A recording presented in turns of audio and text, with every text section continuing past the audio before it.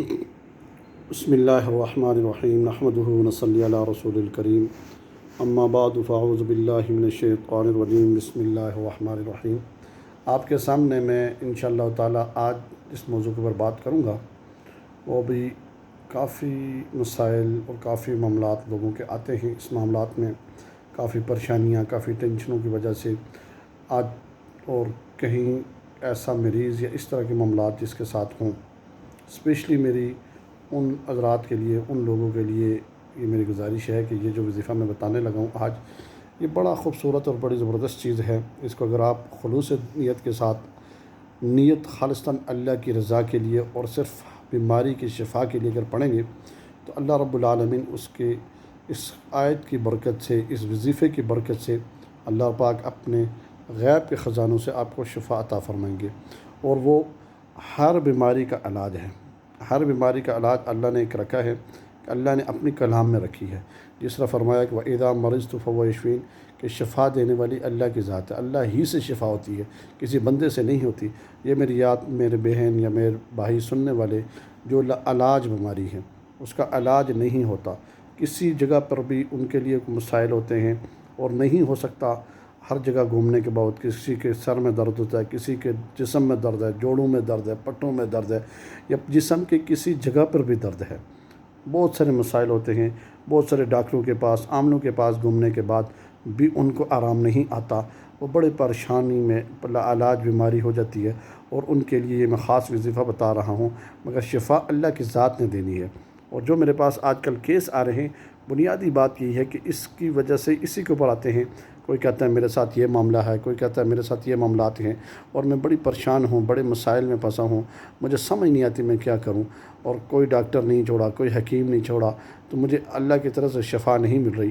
ایسے مریضوں کے لیے یہ وظیفہ جو میں آپ کو بتا رہا ہوں، اس کو آپ خالصتاً رضا اللہ کے لیے اور خالصتاً شفا اللہ نے دینی ہے، اور یقین ان کے اوپر اللہ کے اوپر کرنا ہے، عین الیقین اور حق الیقین کے ساتھ۔ جس وقت آپ پڑھیں گے تو اس میں انشاءاللہ تعالیٰ آپ کو شفا اللہ رب العالمین اس آیت کی برکت سے، اس قرآن کی آیت کی برکت سے، اس وظیفے کی برکت سے آپ کو ملے گی۔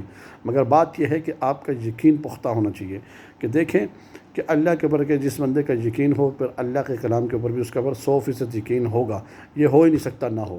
اس لیے میں آپ کو جو وظائف بتا رہا ہوں، میری اجازت کے ساتھ پڑھا جائے۔ میں اب اس ترتیب کو آگے بڑھانا چاہتا ہوں۔ میں کہتا ہوں کہ ہر بندے کو، کسی کو شفا ہو جائے اور اللہ کے کلام میں ہو جائے، تاکہ اس کا ایمان بھی بچ جائے اور آگے اس کو شفا بھی مل جائے۔ ہم ایک بات نہیں، دو باتیں ہیں کہ ہمارے گھروں کے اندر جو ماحول چل رہا ہے، یہ صرف اور صرف آج کل جو ماحول ہے وہ غلط ہے۔ اس ماحول کو بھی بہتر کرنا چاہیے، بہتر درست کرنا چاہیے، اور کیسے کیا جائے؟ اس کے لیے ہمیں نمازوں کی پابندی کی جائے، گھروں کے اندر اطیعوا اللہ و اطیعوا الرسول، دو چیزوں کی آپ چیز دیکھ لیں کہ اللہ کی اطاعت اور رسول اللہ صلی اللہ علیہ وسلم کی اطاعت ہونی چاہیے۔ جس وقت آپ اپنے گھروں کا ماحول بہتر کریں گے تو انشاءاللہ تعالی شفا بھی اللہ کی طرف سے آئے گی اور فائدہ بھی ہوگا۔ اور یہ بات اب ذہن کے اندر بٹھا لیں، میں پچھلی ویڈیو کے اندر جو ریکارڈ کروائی تھی وہ صرف اور صرف یہ تھی کہ پرانے سے پرانا جادو، اس کے اوپر میں نے بات کی تھی اور اس کا میں نے وظیفہ بتایا تھا۔ آج جو میں آپ کو بتا رہا ہوں کہ علاج بیماری ہو، کسی کی کس طرح کی بیماری ہو، اس کو شفا نہ ہوتی ہو، ڈاکٹروں کے پاس بھی جا رہا ہو اور فائدہ نہ ہو رہا ہو، اور اس آیت کو کس طرح پڑھنا ہے، پڑھنے کا طریقہ میں آپ کو بتا دیتا ہوں۔ اول اور آخر 11 مرتبہ درود پڑھنا ہے۔ عشاء کی نماز کے بعد رکھ لیں، مغرب کے بعد رکھ لیں، یا فجر کے بعد رکھ لیں۔ تین، یہ میں نے آپ کو ٹائم بتا دیے۔ ان ٹائم کے اوپر کیا کرنا ہے؟ اول اور آخر 11 مرتبہ درود شریف، اور اس آیت کو ان اللہ مع الذین اتقوا والذین هم محسنون، سورت ہے نحل، آیت نمبر ہے 128۔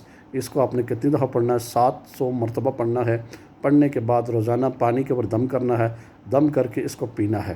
روزانہ یہ پانی، اگر آج مثلاً فجر کی نماز کے بعد آپ نے پڑھی ہے، فجر سے لے کر دوسری فجر تک اس پانی کو استعمال کریں، اور اس کے بعد پھر دوسری دم کر لیں۔ اگر مغرب کے بعد کی تو ایک مغرب سے دوسری مغرب، اگر عشاء کے بعد کی تو ایک عشاء کے بعد نماز کے بعد دوسرے دن عشاء کی نماز تک اس پانی کو چلائیں، اس کو کھانے پینے میں استعمال کریں، اور جتنا بھی زیادہ استعمال کریں گے. اور دوسری بات، کسی تیل وغیرہ کے اوپر دم کر کے اگر کسی جسم میں درد ہے، جوڑوں میں درد ہے، پٹھوں میں درد ہے، کسی کو سر میں درد ہے، تو یہ پانی آپ لگا سکتے ہیں. اور یہ پانی لگانے سے، پینے سے، کھانے پینے میں استعمال کریں گے تو انشاءاللہ تعالی اللہ کی طرف سے آپ کو شفا ملے گی.